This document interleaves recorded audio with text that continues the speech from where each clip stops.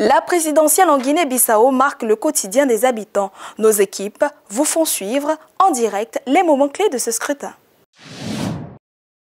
En Guinée-Bissau, le président sortant Umaro Sissoko Embalo a lancé un vibrant appel à l'unité nationale et à la stabilité lors de son meeting dans le département d'Antoula à Bissau le 11 novembre 2025 en vue de l'élection présidentielle du 23 novembre. Devant ses partisans, le candidat de la plateforme Nakumpo Guinée a fermement condamné les discours discriminatoires basés sur l'appartenance ethnique, élevant la lutte contre la division au cœur de son programme pour un second mandat. Dans un contexte politique souvent tendu en Guinée-Bissau, le thème de la cohésion sociale a dominé le rassemblement. Le président Embalo a insisté sur le principe fondateur de l'État-nation bissau-guinéen.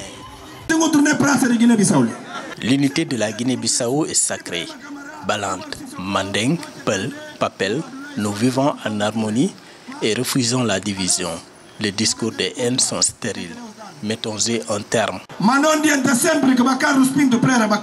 Poursuivant sur sa lancée, le chef de l'État a promis de passer des paroles aux actes immédiatement après le scrutin. Il a clairement indiqué que le temps de l'impunité pour ceux qui attisent les tensions ethniques toucherait à sa fin. Cette déclaration, empreinte d'une rare fermeté, marque un engagement solennel à l'égard du vivre ensemble et de la justice.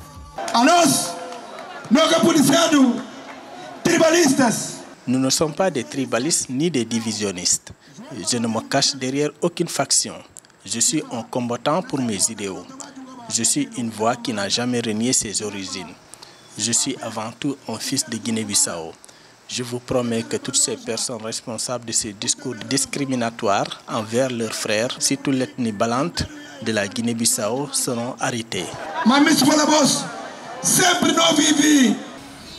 La Guinée-Bissau compte une population d'environ 2 millions d'habitants. Le pays d'Afrique de l'Ouest est caractérisé par une grande diversité ethnique avec plus de 20 groupes ethniques différents, dont les Balantes qui représentent plus de 40%, les Peuls, les Mandeng et les Manjak. Le manifeste de campagne ainsi dévoilé le 7 novembre en pleine campagne électorale semble vouloir dépasser les clivages politiques habituels pour se concentrer sur les piliers de la stabilité et du développement socio-économique en faisant de l'unité nationale la condition sine qua non de tout progrès. Âgé de 47 ans, João Bernardo Vieira, avocat et personnalité politique bissau-guinéenne, se présente en candidat indépendant à l'élection présidentielle du 23 novembre. Ancien dirigeant du Parti africain pour l'indépendance de la Guinée et du Cap-Vert PAIGC, cette figure emblématique de la politique guinéenne s'affirme comme le seul capable d'assurer la stabilité, de rétablir les droits des citoyens et d'offrir un programme précis et correct. Ma conception du pouvoir, c'est un peu différent parce que je veux rendre le pouvoir au peuple bissau-guinéen. C'est au peuple de décider nos destins. C'est pour cela que je pense que le premier pas que je vais donner en tant que président de la République, c'est d'organiser une conférence nationale pour la réconciliation nationale, pour l'unité nationale, pour la paix et la stabilité du pays. C'est ça ma vision. Dans son programme, João Bernardo Vieira souligne que les ressources humaines et minières de la Guinée-Bissau représentent un potentiel de développement considérable. Pour le concrétiser, il propose d'allouer les 5 milliards de dollars de dépenses publiques de l'État aux secteurs prioritaires comme la santé, l'éducation et l'emploi. Il s'engage également à créer des emplois rémunérés à plus de 50 000 francs CFA et à garantir aux femmes et aux jeunes filles l'accès à des soins de santé et une éducation de qualité. Il va falloir qu'on mette l'accent sur l'éducation, la formation des gens, promouvoir la santé au niveau national. C'est-à-dire qu'il faut que tous les Bissau-Guinéens aient accès aux services médicaux, aux services de santé. Grâce à une solide formation universitaire et à son expérience dans la fonction publique, João Bernardo Vieira est reconnu comme un leader résolu à apporter un changement positif en Guinée-Bissau. Après avoir été secrétaire d'État au transport et aux communications, il a passé 3 ans au conseil d'administration de l'Autorité nationale de régulation, où il a réglementé les télécommunications et Internet dans son pays. Dans les quartiers périphériques de Bissau ou dans les villages de l'intérieur, la scène est quotidienne. Des femmes alignées à l'aube, seaux à la main, devant un puits communautaire. Leur attente peut durer des heures et souvent, l'eau qu'elles ramènent à la maison est trouble, parfois impropre à la consommation. Selon les Nations Unies, seuls 24% des habitants ont accès à une eau gérée de manière sûre. Et d'après l'UNICEF, plus de 65% des puits sont contaminés, tandis que la moitié des pompes ne fonctionnent plus. Cette pénurie d'eau propre provoque une hausse de maladies hydriques, diarrhée, choléra, paludisme. Dans les écoles et les hôpitaux, les robinets restent souvent à sec. Le relateur spécial de l'ONU sur le droit à l'eau, Pedro Arroyo Agudo, tire la sonnette d'alarme.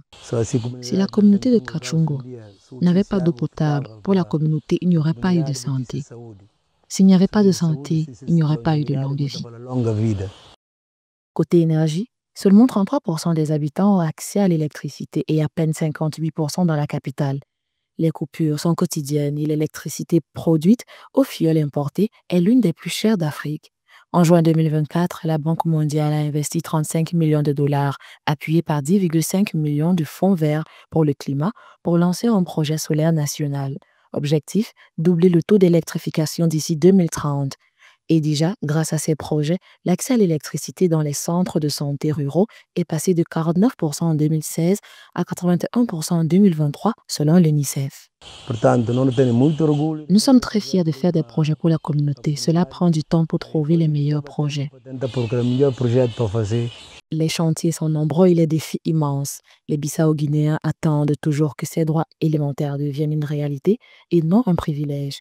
Si les engagements se traduisent en actions durables, alors l'eau et l'énergie cesseront d'être un luxe pour enfin devenir un droit pour tous.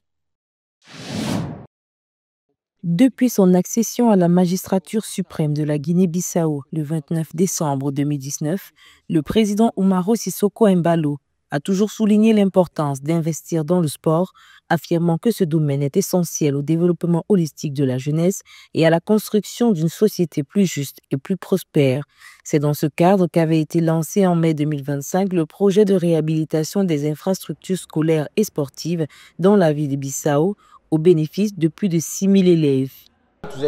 2025 est une année électorale. Nous allons aux urnes le 23 novembre. Le résultat de cette élection sera crucial pour la continuité du développement de nos infrastructures sportives, ceci afin d'intensifier la dynamique en marche depuis 2020.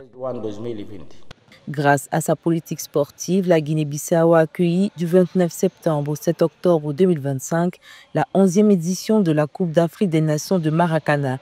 De plus, l'équipe nationale de football a participé au tournoi UFOA 2025 qui sert de qualification pour la CAN 2026, démontrant ainsi une implication active dans les compétitions régionales.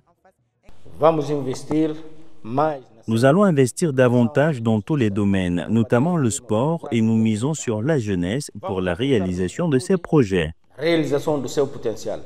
La Guinée-Bissau a signé en septembre 2025 un mémorandum d'entente avec la Côte d'Ivoire portant sur le développement de la recherche et de la science du sport, la coopération en matière de médecine du sport, de contrôle antidopage, d'organisation de compétitions sportives amicales et de stages de préparation pour les athlètes. Alors que le président Embalo brigue un second mandat à la tête du pays, le domaine sportif, malgré les efforts consentis au cours de son quinquennat, reste un grand chantier. Vous êtes plus de 80 millions de foyers à nous suivre. Découvrez toutes nos analyses, reportages sur Africa 24, l'application MyAfrica 24 et nos plateformes sociales.